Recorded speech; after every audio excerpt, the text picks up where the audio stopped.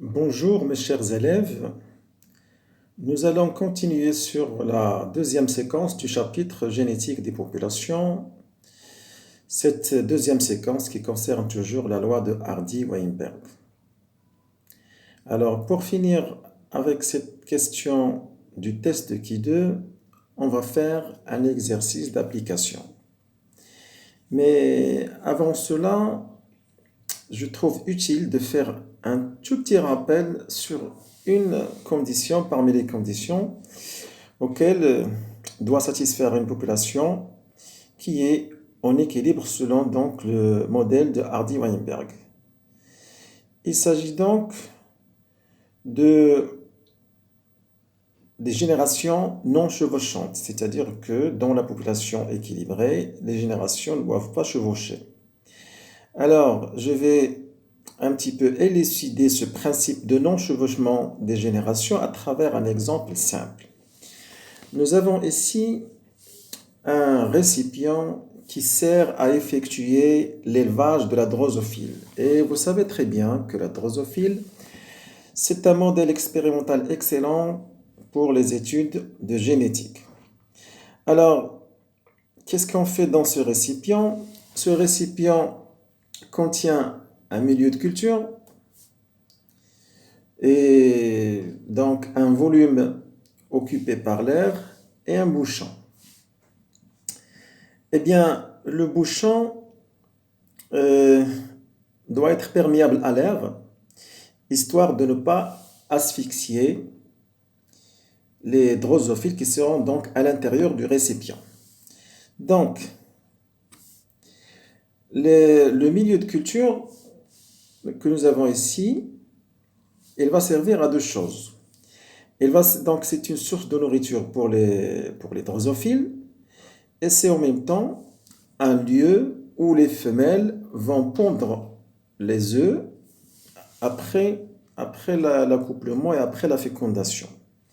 Et l'air que nous avons ici à l'intérieur du récipient, donc il va servir aux adultes de se déplacer et de voler, précisément donc notamment pour chercher la nourriture et pour chercher à s'accoupler au moment de la reproduction.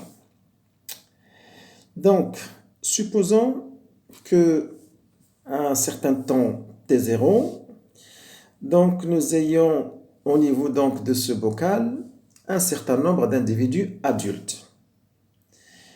Les adultes vont s'accoupler, donc les adultes ce sont des individus avec des ailes, etc. Donc les mâles et les femelles vont s'accoupler. Après la fécondation, les femelles vont pondre leurs œufs dans ce milieu de culture. Et il faudrait attendre un certain moment. Donc, c'est le moment qui est nécessaire pour le développement embryonnaire des embryons à l'intérieur des œufs et qui va donc aboutir à l'éclosion des œufs pour, dans un premier temps, donner les différentes larves. Et après un certain temps, après un certain nombre de métamorphoses, les larves vont se transformer en adultes mâles et femelles avec des ailes, donc qui sont capables de voler. Eh bien, supposons qu'on a un temps T0, on a mis un certain nombre d'adultes à l'intérieur du bocal. Les adultes vont donc, après avoir donc atteint la maturité sexuelle, ils vont s'accoupler, les mâles et les femelles vont s'accoupler. Donc, on aura donc la fécondation et après la ponte des œufs. Alors, après la ponte des œufs, dans le milieu de culture, l'expérimentateur va enlever le bouchon et il va laisser partir les adultes, disons les adultes mâles et femelles de la génération GN. Après le départ donc des adultes qui appartiennent à la génération GN, l'expérimentateur va donc refermer le bocal, c'est-à-dire il va remettre le bouchon à sa place et donc on va constater que pour un certain temps que l'air qui est donc à l'intérieur du récipient, paraît vide. Après un certain temps, donc après l'éclosion des œufs, après les étapes de métamorphose des larves, après un certain temps, donc on va constater l'apparition des adultes au niveau de l'air qui est donc ici à l'intérieur du récipient. Donc les adultes qui vont apparaître après un temps donné vont appartenir à la génération Gn plus 1. Donc il n'y a aucun mélange entre les adultes de la génération Gn qu'on a laissé partir et les adultes de la génération Gn plus 1. Donc il n'y a pas de mélange entre les deux générations et c'est ce qu'on appelle donc des générations non chevauchantes. Alors, le non-chevauchement des générations, qui est donc l'une des conditions de l'équilibre de la population, selon Hardy-Weinberg, c'est en quelque sorte l'exception qui confirme la règle parce que dans la nature, bien sûr, les générations sont chevauchantes, c'est-à-dire que l'apparition des individus qui appartiennent à une génération donc va avoir lieu au moment où les individus des générations précédentes sont tout encore en vie. Donc ça c'est un petit peu donc un petit rappel sur la notion de non-chevauchement des générations. Bien. Maintenant, on va passer à notre exercice d'application, c'est-à-dire on va prendre un autre exemple pour tester donc l'équilibre d'une population. Alors, dans cet exemple, nous avons une population de belles de nuit pour laquelle on a effectué une étude statistique qui concerne la couleur des pétales. L'étude statistique a donné les résultats donc représentés dans ce tableau. Alors, qu'est-ce que nous avons dans ce tableau-là? Nous avons 3 phénotypes. Donc, pétales rouges, pétales blanches et pétales roses. Eh bien, puisqu'il s'agit d'un cas de transmission autosomique avec codominance, donc c'est facile de faire le test de Ki2 parce qu'il y a une correspondance directe entre phénotype et génotype, étant donné que le phénotype rouge correspond au génotype donc R sur R, le phénotype rose correspond au génotype B sur R, et le phénotype blanc, pétale blanche, correspond au génotype B sur B.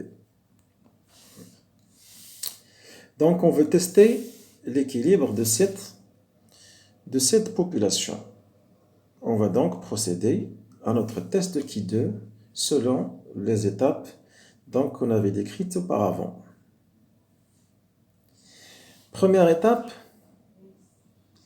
c'est tout d'abord à partir du tableau qui représente donc la répartition des 3 phénotypes, c'est-à-dire BR, RR, BR et BB. C'est à partir de ce tableau que nous allons calculer les fréquences des allèles. Et on va donner par exemple pour l'allèle rouge donc le symbole P comme fréquence. Et pour l'allèle blanc, on va donner le symbole Q pour la fréquence. Donc vous avez ici. Donc on va appliquer les étapes du document 2, donc étudié précédemment, pour tester l'équilibre de la population de belles de nuit. Alors, première étape, c'est présenter le tableau des résultats statistiques, c'est-à-dire les phénotypes observés. Rouge, phénotype rouge, génotype RR, nous avons l'effectif 3. Phénotype rose, génotype BR, nous avons donc effectif 44, et phénotype blanc, génotype bébé, nous avons l'effectif 55. Donc, on va choisir, donc on va préciser au départ notre convention de notation des deux fréquences, des deux allèles. P représente la fréquence de l'allèle R, rouge. Q représente la fréquence de l'allèle B, blanc.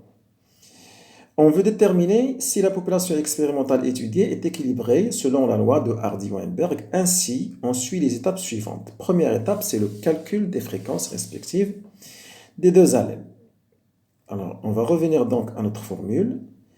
P, fréquence de l'allèle R, c'est 2 fois l'effectif des homozygotes RR plus l'effectif des hétérozygotes BR divisé par 2 fois l'effectif de notre population étudiée.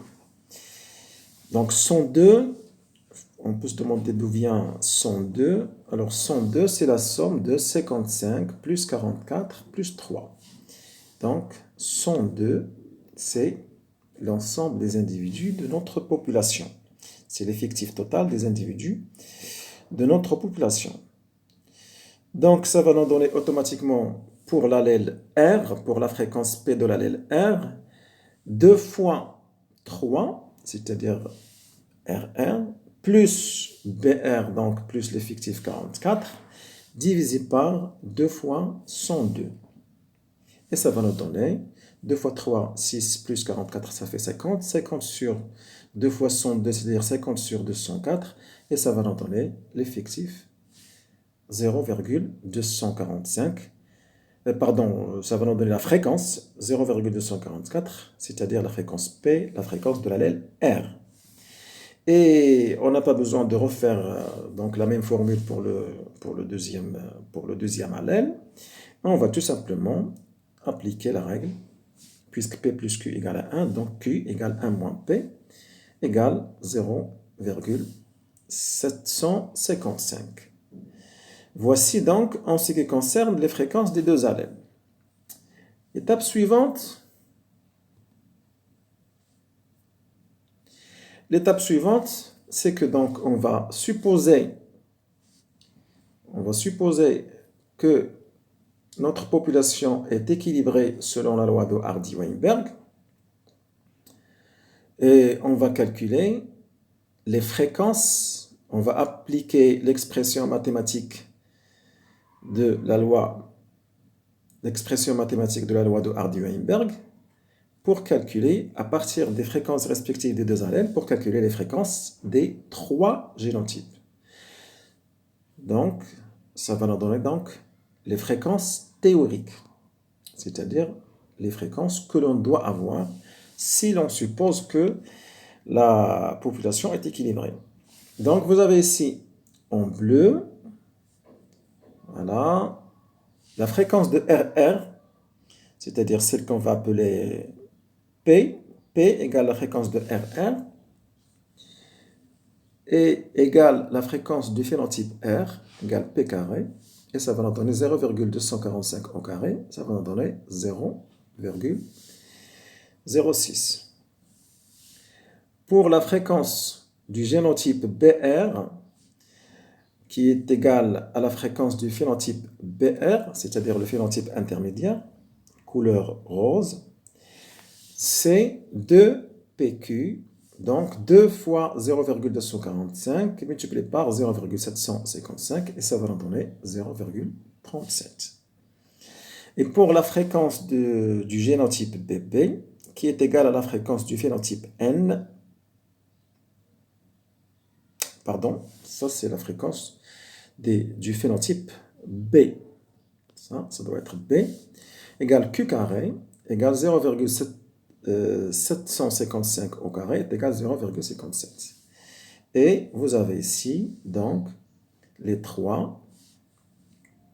Vous avez ici les trois fréquences, 0,6 pour RR, 0,37 pour BR et 0,57 pour BB. Donc, voici les trois fréquences théoriques. Avant de dresser notre tableau de comparaison, il faut transformer les fréquences en effectifs. Pour cela, on va multiplier par le nombre des individus de la population, c'est-à-dire on va multiplier les fréquences. Pour passer des fréquences aux effectifs, il faut faire la multiplication par l'effectif des individus de la population, c'est-à-dire 102. En multipliant l'effectif, en multipliant les fréquences par l'effectif de la population, c'est-à-dire par 102 dans cet exemple, on obtient les effectifs théoriques attendus correspondant aux trois phénotypes que l'on compare avec les effectifs observés. Alors, voici notre tableau. Donc, le calcul est fait et on dresse donc notre tableau de comparaison. Alors, ce tableau de comparaison, qu'est-ce qu'il compare? Il compare donc, nous avons dans la première colonne, nous avons les effectifs théoriques correspondant aux trois génotypes. Et dans la deuxième colonne, nous avons les effectifs observés, c'est-à-dire c'est ce qui correspond au premier tableau que nous avions au début, qui représente donc le résultat de notre étude statistique. Alors, avant de passer à l'étape suivante, c'est-à-dire au calcul de Q2, il faut insister sur une chose très importante. Le tableau, ce fameux tableau de comparaison, c'est à partir de ce tableau qu'on va calculer le Q2. Le tableau de comparaison, dans le tableau de comparaison, on ne doit jamais représenter les fréquences. On doit représenter les effectifs. Parce que donc on peut être tenté par erreur donc de faire un tableau de comparaison qui présente les fréquences. Ça va nous donner des calculs faux. Donc le tableau de comparaison, c'est un tableau de comparaison des effectifs et non pas des fréquences, correspondant respectivement aux trois génotypes. Les deux génotypes homozygotes, RR et BP, et le troisième génotype hétérozygote RR. Donc, tableau de comparaison, c'est un tableau qui concerne donc les effectifs et non pas les fréquences. C'est pour cela que, à partir donc des trois fréquences qu'on avait donc obtenues, on a multiplié chaque fréquence par l'effectif de la population, c'est-à-dire par 102, pour passer aux effectifs. Donc, le test Q2, le point de départ du calcul du test Q2, c'est un tableau comparatif à la base des effectifs des trois génotypes respectifs. Les effectifs respectifs des trois génotypes. Bien, donc, une fois donc nous avons noté cette remarque importante, on va donc calculer notre Q2 parce que si la différence entre les effectifs théoriques et les effectifs observés des phénotypes est négligeable, c'est-à-dire écart non significatif, on va en déduire que la population est équilibrée selon la loi de Hardy-Weinberg. Donc pour cet exemple, on va voir ce qu'il en est pour cet exemple après avoir donc calculé notre Q2, le coefficient Q2. Alors, avant de vous présenter la formule, donc j'aimerais bien un petit peu, donc on va dire c'est quoi la formule à partir de ce tableau. C'est-à-dire, dans le test Q2, nous avons la somme de trois fractions. Alors, première fraction, c'est toujours l'effectif observé moins l'effectif théorique, le tout au carré divisé par l'effectif théorique. C'est-à-dire, dans cet exemple, 3 moins 6,12, entre parenthèses le tout au carré, divisé par 6,12. Donc, toujours, on divise par l'effectif théorique. Donc, EO moins ET, le tout au carré, divisé par ET. Deuxième fraction, ça sera donc 44 moins 37,74, le tout au carré, divisé par 37,74. La troisième fraction, c'est 55 moins 58,4, le tout au carré, divisé par 58,4. Voilà, maintenant on va passer à la présentation de la formule de qui 2. Voilà donc notre formule de qui 2. Le calcul de qui 2 permet d'évaluer si l'écart est significatif ou non. Alors, vous avez ici donc votre formule. Voilà. Voilà. Donc, qui 2. Vous avez ici donc qui 2, c'est sigma, c'est-à-dire la somme, sigma de EO moins ET. Effectif observé moins effectif théorique, le tout au carré, divisé par ET. Donc, cette formule, alors sigma, c'est-à-dire la somme, et le développement de cette formule, donc pour notre exemple, ça va nous donner donc trois fractions, puisque nous avons 3 génotypes, puisqu'il s'agit d'une transmission autosomique, dans ce cas-là avec codominance. Donc, et ça va nous donner 3 moins 6,12 le tout au carré sur 6,12 plus 44 moins 37,74 le tout au carré sur 37,74, 55 moins 58,14 le tout au carré sur 58,14. Et c'est ce qui nous donne, et vous pouvez vérifier en effectuant donc le calcul sur la calculatrice, que nous aurons un effectif qui 2 égale 2,8. Alors, qu'est-ce qu'on va faire avec ce qui 2, le 2,8?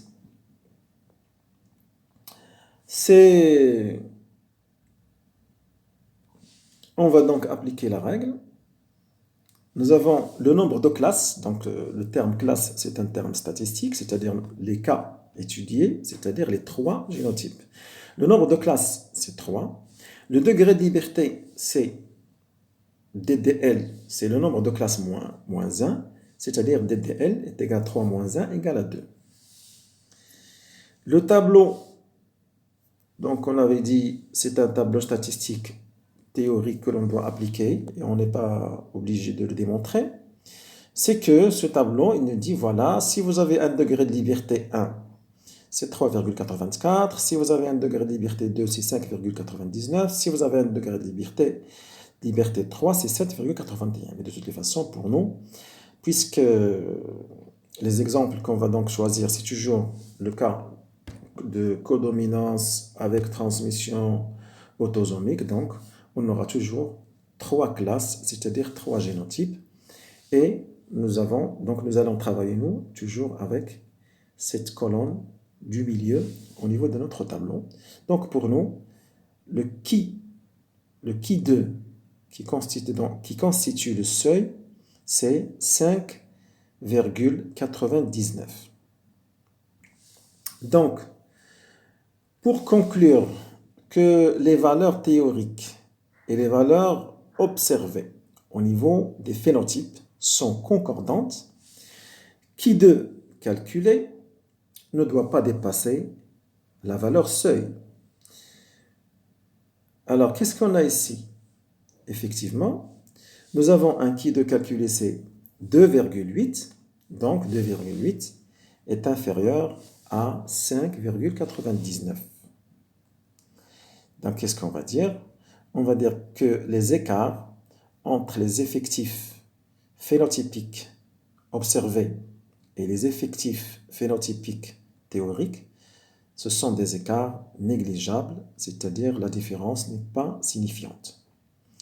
Pour conclure que les valeurs théoriques et les valeurs observées sont concordantes, alors qui 2 calculé, voilà, ne doit pas dépasser la valeur seuil.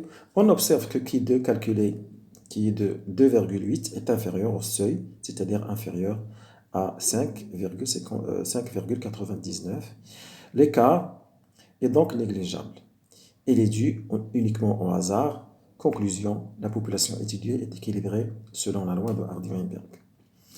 Alors, une remarque très importante en ce qui concerne notre programme à propos de ce test, le fameux test Q2.